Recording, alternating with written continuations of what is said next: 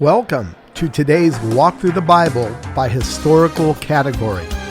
We have 7 categories with 1 chapter each per day.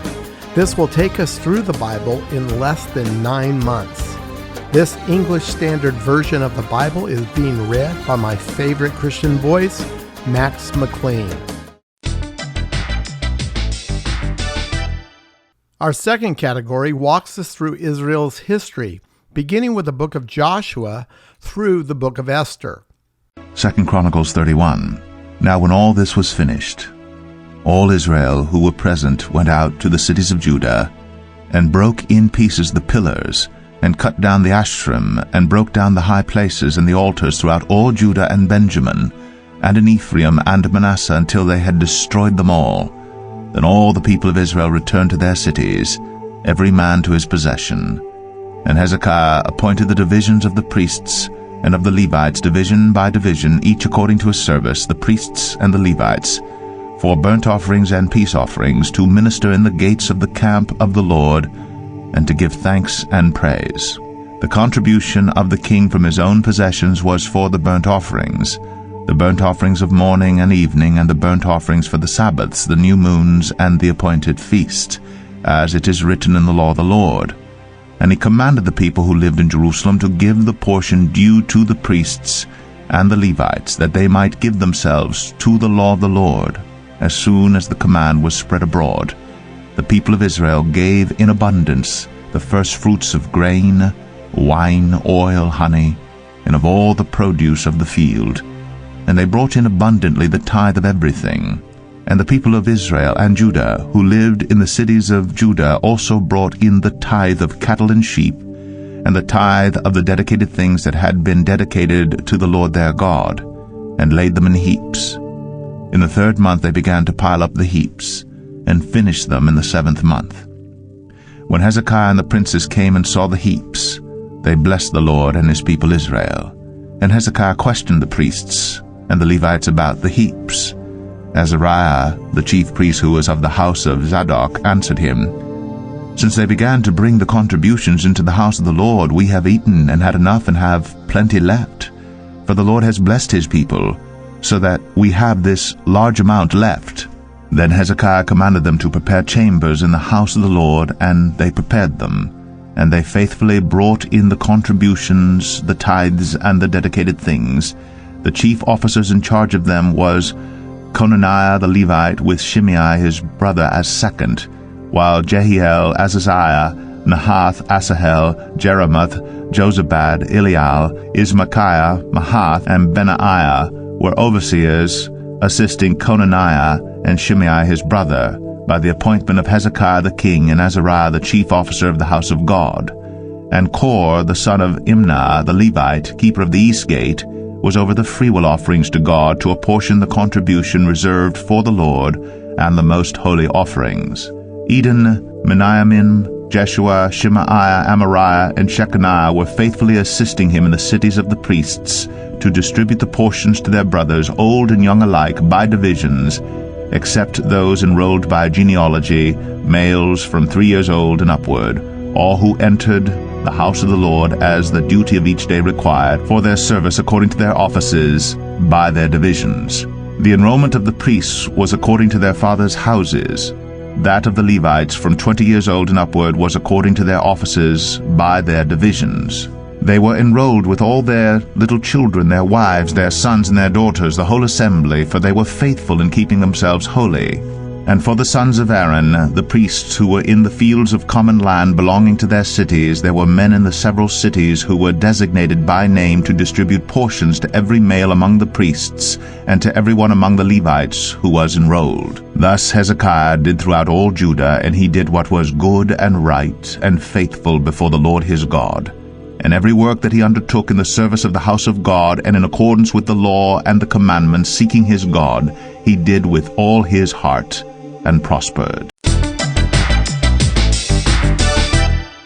Our third category captures the sad reality of Israel's fall, beginning with the prophet Isaiah and continuing through the last book of the Old Testament, Malachi.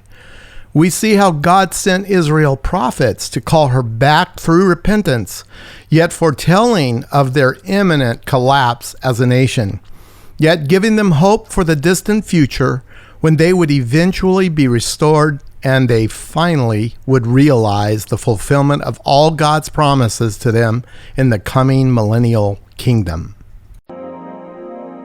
The Book of Jonah, Chapter 1. Now the word of the Lord came to Jonah the son of Amittai, saying, Arise, go to Nineveh, that great city, and call out against it, for their evil has come up before me. But Jonah rose to flee to Tarshish from the presence of the Lord.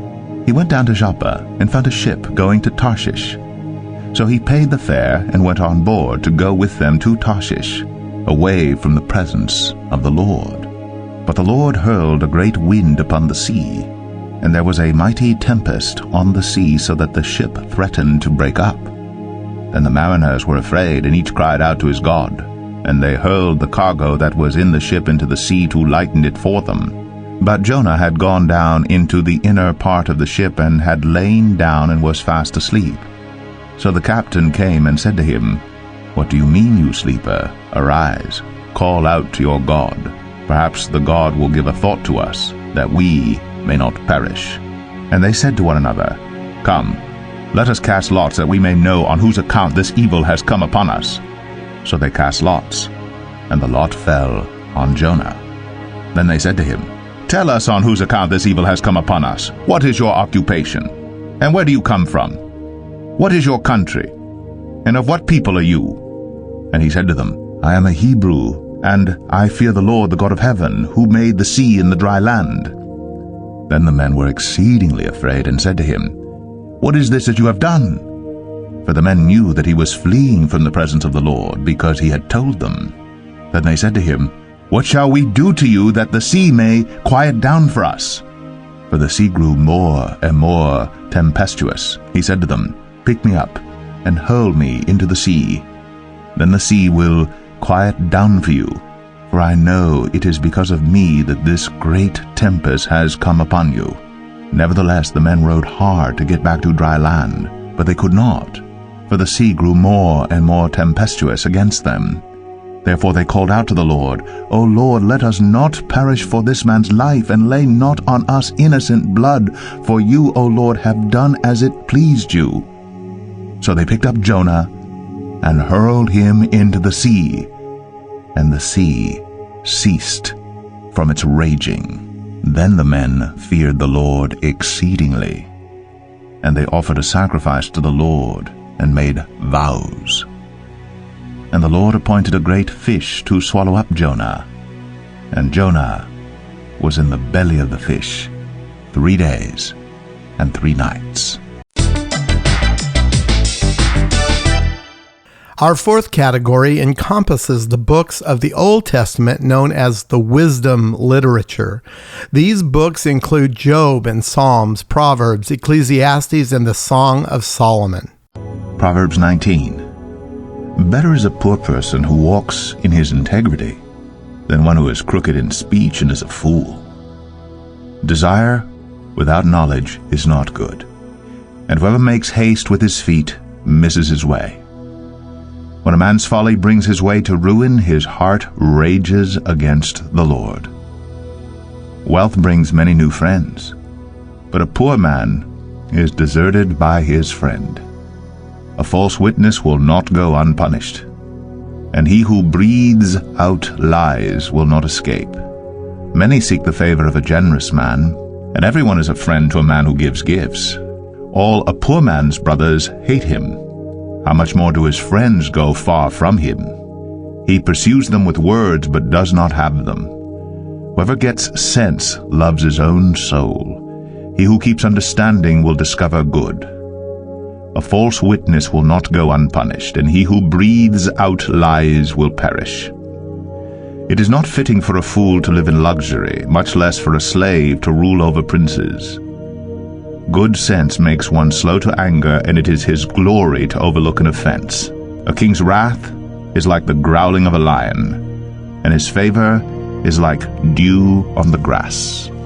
A foolish son is ruin to his father, and a wife's quarreling is a continual dripping of the rain. House and wealth are inherited from fathers, but a prudent wife is from the Lord. Slothfulness casts into a deep sleep, and an idle person will suffer hunger. Whoever keeps the commandment keeps his life. He who despises his ways will die. Whoever is generous to the poor lends to the Lord, and he will repay him for his deed. Discipline your son, for there is hope. Do not set your heart on putting him to death. A man of great wrath will pay the penalty, for if you deliver him, you will only have to do it again. Listen to advice and accept instruction, that you may gain wisdom in the future. Many are the plans in the mind of a man, but it is the purpose of the Lord that will stand. What is desired in a man is steadfast love, and a poor man is better than a liar. The fear of the Lord leads to life, and whoever has it rests satisfied. He will not be visited by harm. The sluggard buries his hand in the dish, and will not even bring it back to his mouth. Strike a scoffer, and the simple will learn prudence. Reprove a man of understanding, and he will gain knowledge. He who does violence to his father and chases away his mother is a son who brings shame and reproach. Cease to hear instruction, my son, and you will stray from the words of knowledge. A worthless witness mocks at justice, and the mouth of the wicked devours iniquity. Condemnation is ready for scoffers, and beating for the backs of fools. We have a bonus category, which is a daily dose of Psalm 119. This psalm, written by King David, and the way he laid it out was to have a natural division that we call stanzas. The divisions are the letters of the Hebrew alphabet. Each stanza represents one letter each of the 22 total letters. Here are verses 97 through 104 in stanza number 13. Oh, how I love your law! It is my meditation all the day. Your commandment makes me wiser than my enemies, for it is ever with me. I have more understanding than all my teachers, for your testimonies are my meditation. I understand more than the aged, for I keep your precepts. I hold back my feet from every evil way in order to keep your word. I do not turn aside from your rules, for you have taught me. How sweet are your words to my taste, sweeter than honey to my mouth. Through your precepts I get understanding. Therefore I hate every false way.